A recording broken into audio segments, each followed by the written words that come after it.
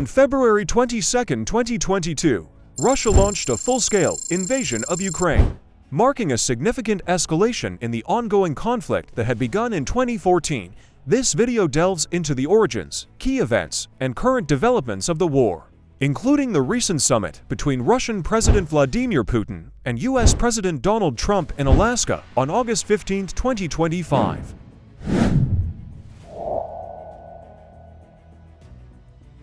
The conflict's roots trace back to 2014, following Russia's annexation of Crimea and support for separatists in eastern Ukraine's Donbas region. Despite multiple ceasefire attempts, tensions remained high, setting the stage for the 2022 invasion.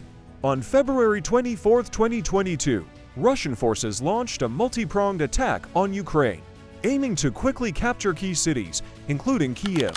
The initial phase of the invasion saw rapid advances, but Ukrainian resistance proved more formidable than anticipated. Ukrainian forces, bolstered by civilian volunteers and international support, mounted a strong defense. The Battle of Kyiv became a symbol of Ukrainian resilience, with the capital remaining under Ukrainian control despite intense Russian efforts. The international community condemned Russia's actions, leading to widespread sanctions and military aid to Ukraine. NATO and EU countries provided significant support, while diplomatic efforts to mediate the conflict continued. The war resulted in a severe humanitarian crisis, with millions of Ukrainians displaced and cities like Mariupol and Kharkiv facing extensive damage. Humanitarian organizations struggled to provide aid amid ongoing hostilities. By mid-2023, the conflict had reached a stalemate, with front lines largely static.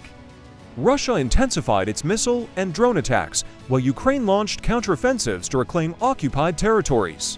Various diplomatic initiatives were undertaken, including peace talks in Istanbul and Geneva.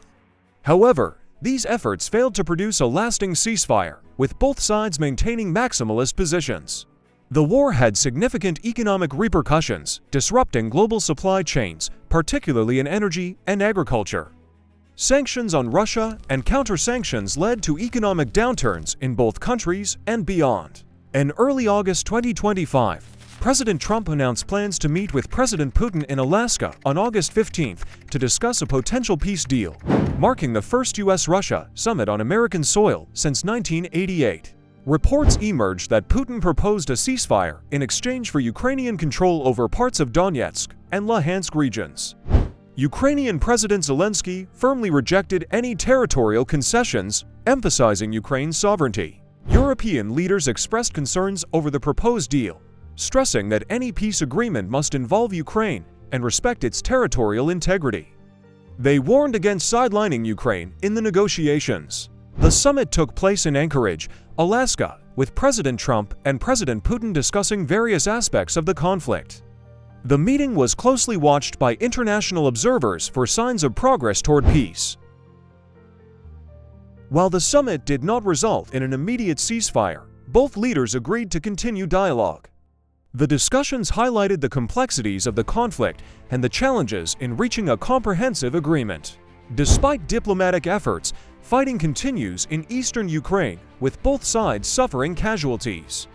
The situation remains volatile, and prospects for a lasting peace remain uncertain. The international community remains divided on the conflict. While some countries support Ukraine's sovereignty, others have called for negotiations and compromise to end the war. The path to peace remains unclear. Continued diplomatic efforts, international pressure, and internal factors within Russia and Ukraine will influence the future trajectory of the conflict. In late 2024, Ukraine intensified its diplomatic outreach to nations in Asia, Africa, and Latin America. Kyiv aimed to secure broader support in the United Nations, countering narratives pushed by Moscow about the causes of the war and potential peace terms. China maintained its position as a cautious mediator, calling for dialogue, but avoiding direct criticism of Russia.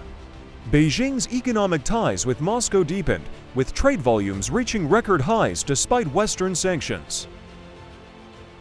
India continued balancing its stance, purchasing Russian energy at discounted rates while maintaining defense cooperation with the United States and Europe.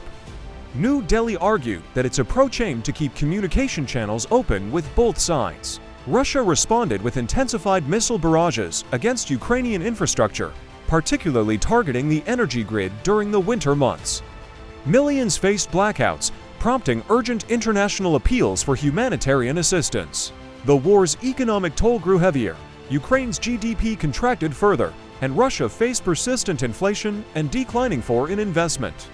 Global markets remained volatile, especially in energy and grain sectors. Western countries announced a new wave of sanctions in mid-2025, focusing on Russia's defense industry, technology imports, and access to international banking systems.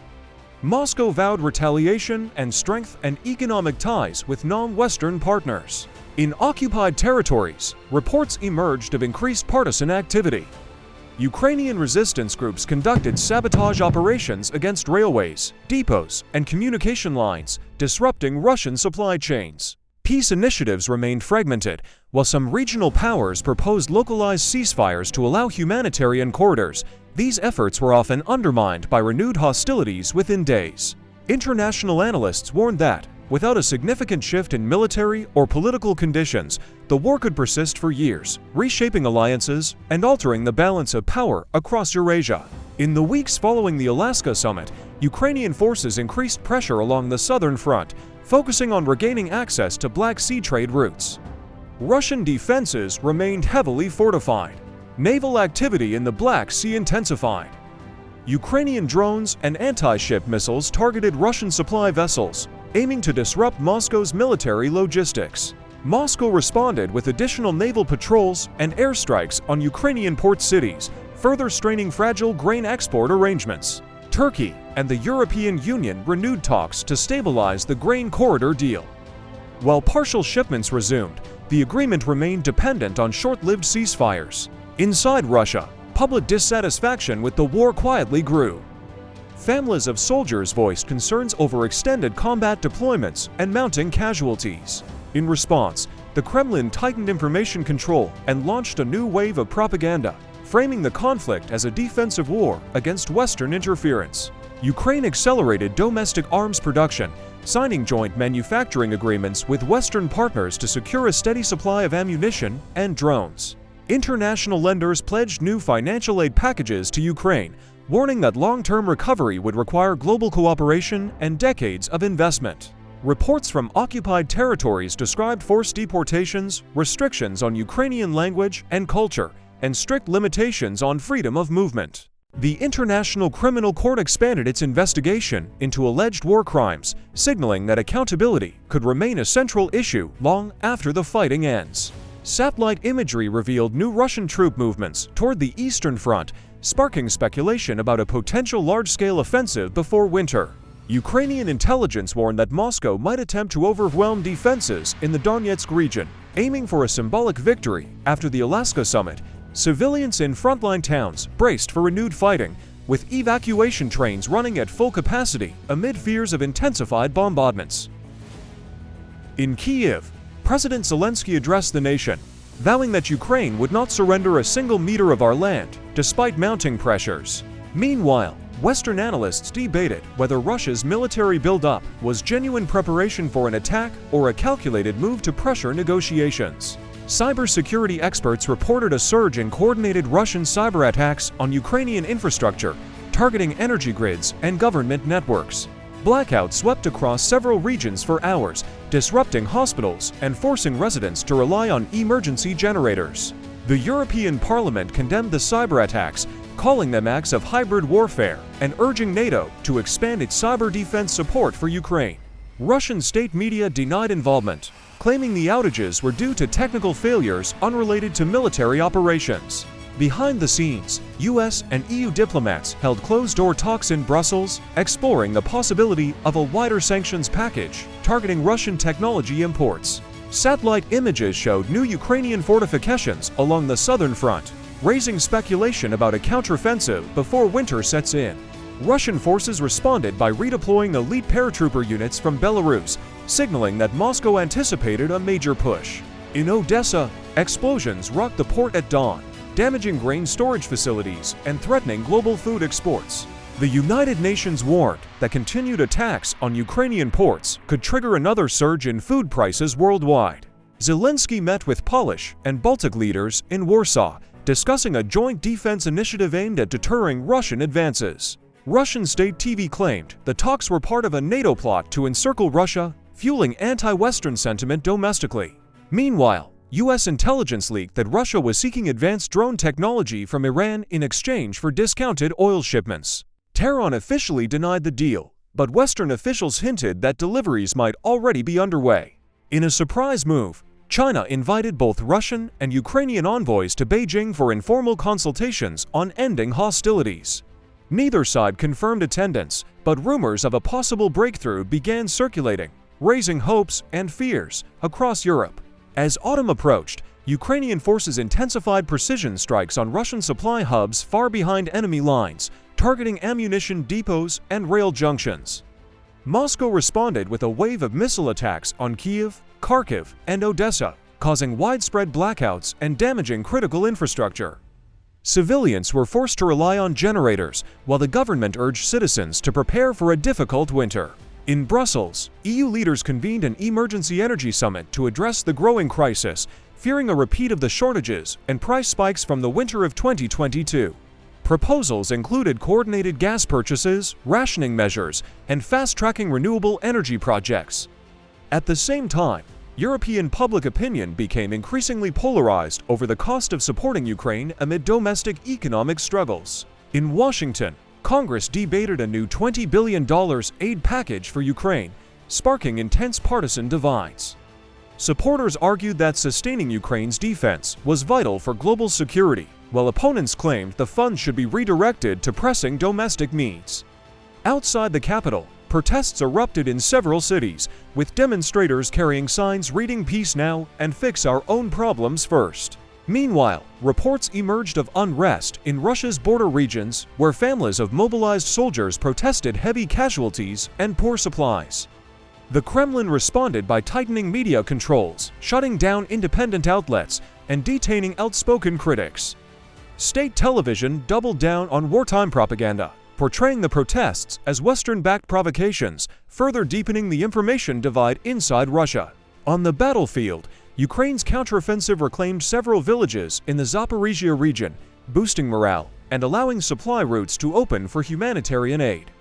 Russian military bloggers, once staunch supporters of the war, began openly criticizing the army's leadership, accusing them of incompetence and poor planning. Some hinted at growing fractures within Russia's military hierarchy. Unverified reports surfaced claiming that senior Russian generals had begun discussing contingency plans in case of a major battlefield collapse. These rumors fueled speculation of internal power struggles in Moscow. Global markets reacted nervously, with oil prices spiking amid fears of instability across Eurasia. Analysts warned that even limited unrest inside Russia could have far-reaching consequences for energy security. In a surprise diplomatic twist, India offered to mediate peace talks, seeking to elevate its role as a global power broker. Ukraine cautiously welcomed the gesture, but insisted that any negotiations must include a full Russian withdrawal from occupied territories. Putin dismissed the idea, vowing to continue operations until strategic objectives were achieved, further dimming hopes for a breakthrough. As winter set in, the front lines froze both literally and figuratively. Weeks passed without significant territorial changes, but the humanitarian toll worsened. Aid agencies warned of shortages in food, medicine, and heating supplies in occupied areas where residents endured freezing conditions under constant surveillance.